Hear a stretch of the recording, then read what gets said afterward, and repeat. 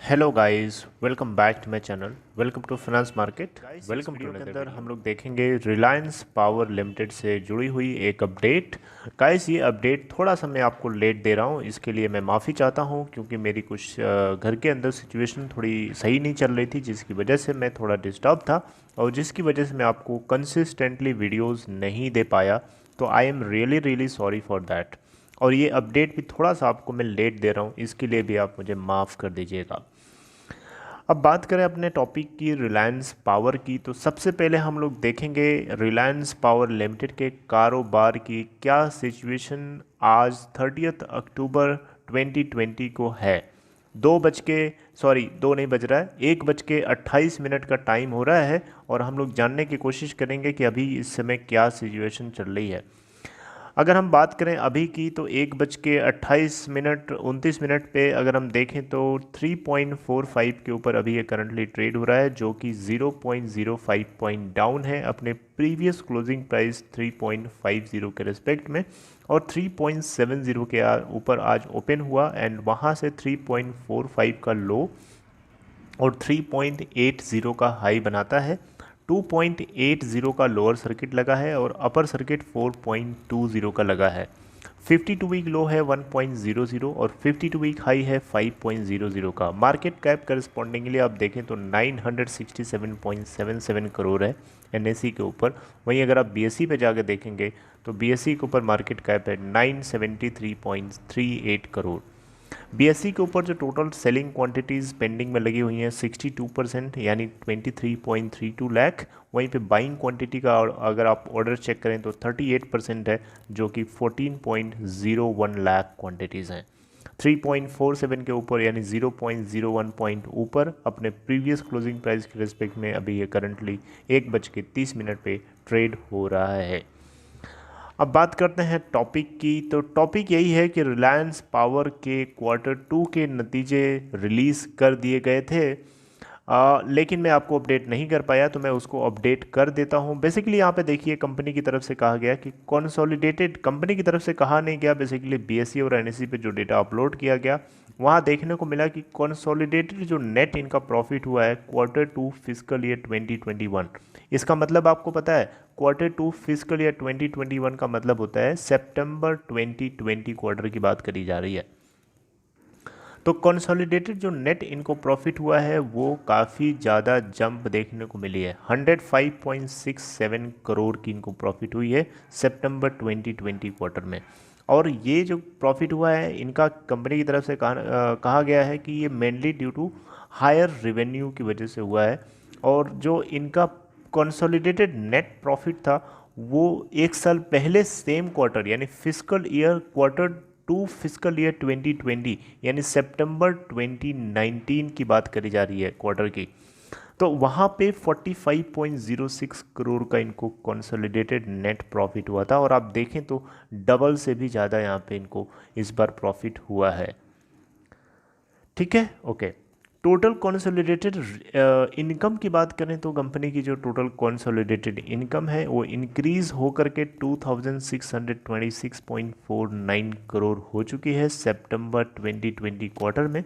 वहीं हम बात करें लास्ट ईयर यानी सितंबर 2019 के क्वार्टर की, तो 2239.10 करोड़ इनकी जो कंसोलिडेटेड इनकम थी।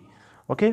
कंपनी ने ये भी कहा कि कंपनी जो है काफ़ी ज़्यादा कॉन्फिडेंट है अपने ऑब्लिगेशंस को मीट होने के लिए, क्योंकि कंपनी जो है सफिशिएंट कैश फ्लो जनरेट कर पा रही है, पैदा कर पा रही है। क्यों, कैसे? अपने gas based power plants, equipment और अदर एसेट्स जो कि इससे जुड़ी हुई सब्सिडरीज हैं उनको मोनेटाइज करके।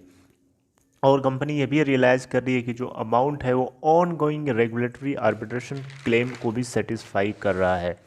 और यहाँ पे कंपनी की तरफ से भी कहा गया है या कहना है कि कंसिडरिंग द जो डिपेंडेंस हैं इन मटेरियल्स के ऊपर, जो अनसर्टेन इवेंट्स और रियलाइजेशंस हैं एसेट्स के, ये कॉन्फिडेंट है कि इस तरीके के कैश फ्लो को जनरेट कर पाएगी और अपने सर्विसेज और डेट और जितने भी डिस्चार्ज करने के लिए जो लाइबिलिटीज़ हैं उनको डिस्चार्ज करने में या उनको पे करने में काफ़ी ज़्यादा सक्षम हो सकती है या रहेगी।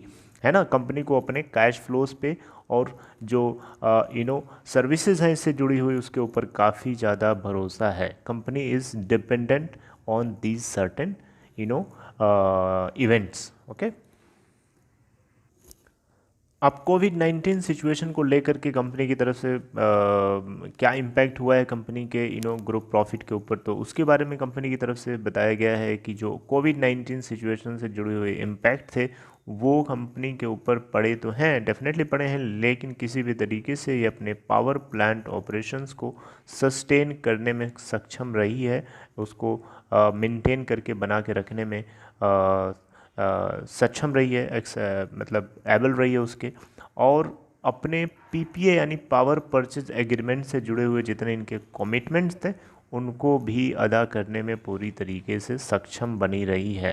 हालांकि कंपनी की तरफ से कहना था कि जो कोविड-19 सिचुएशन की वजह से लॉकडाउन लगा था, जो रिस्ट्रिक्शंस लगे थे, उसकी वजह से कुछ न कुछ असर तो ज़रूर पड़ा है और ये शार्प डिक्लाइन देखने को मिला है। इलेक्ट्रिसिटी डिमांड जो कि प्राइमरली जो डिमांड में शार्पनेस डिक्लाइन या प्राइमरली जो शार्प डिक्लाइन आया है, शार्प डिक्लाइन देखने को मिला है इलेक्ट्रिसिटी डिमांड में, वो कॉमर्शियल और इंडस्ट्रियल कंज्यूमर सेगमेंट से आया है। क्योंकि डेफिनेटली आपको पता होगा कि अगर कोई किसी सिटी में अगर लॉकडाउन लगा दिया जाए तो वहाँ पे जो इंडस्ट्रियल और कॉमर्शियल कंज्यूमर सेगमेंट है, यानी वो लोग जो इंडस्ट्रियल और कॉमर्शियल यानी अपने बिजनेस को चलाते हैं इलेक्ट्रिसिटी को यूज़ करके, उनका बिजनेस बंद होगा तो डेफिनेटली उनके बिजनेस में इलेक्ट्रिसिटी का कंजम्पशन रुका रहेगा।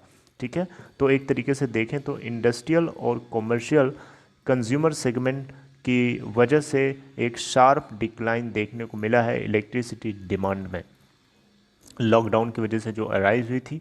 हालांकि कोविड-19 की सिचुएशन जो है धीरे धीरे आउटब्रेक रिस्ट्रिक्शंस हटाए गए तो उसमें एक बाउंस बैक देखने को नॉर्मल लेवल तक देखने को मिल सकता है। अब फ्यूचर को प्रेडिक्ट करना मुश्किल है थोड़ा, लेकिन फिर भी जैसी जैसी सिचुएशंस होंगी उसके अकॉर्डिंग रिज़ल्ट देखने को मिलेगा।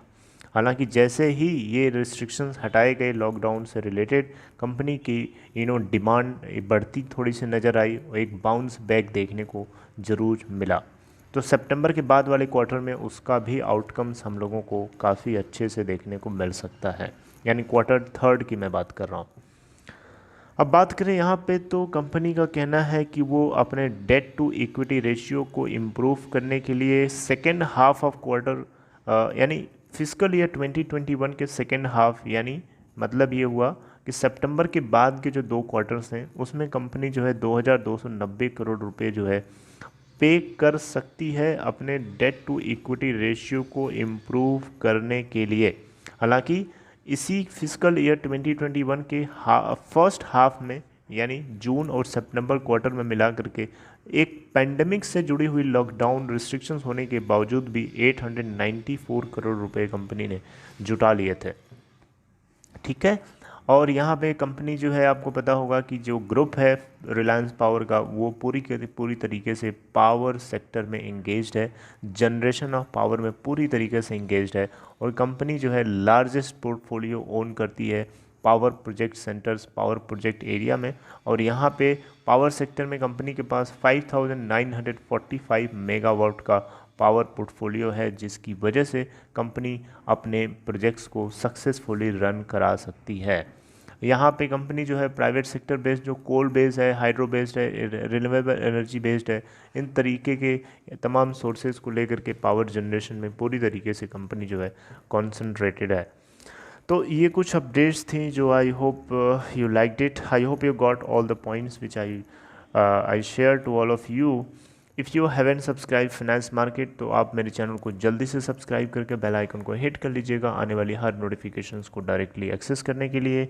दूसरी चीज़ ये है कि आपको डीमेट अकाउंट अगर ओपन कराना है तो डिस्क्रिप्शन बॉक्स में चेक करिए, वहाँ एक लिंक है, लिंक को क्लिक करके अपस्टॉक के अंदर अकाउंट ओपन करा सकते हैं। अपस्टॉक में अभी इस समय अगर आप अकाउंट ओपन कराने के लिए जाएंगे तो आपको फ्री ऑफ कॉस्ट भी ओपन करा सकते हैं। इसके अलावा बहुत सारी वेबसाइट्स पे आपको फ्री एक्सेस मिलता है, इवन कैश आप जीत भी सकते हैं, तो चेक कर सकते हैं, डिस्क्रिप्शन बॉक्स में उसका लिंक है। See you guys next time in next video, till then take care, good bye.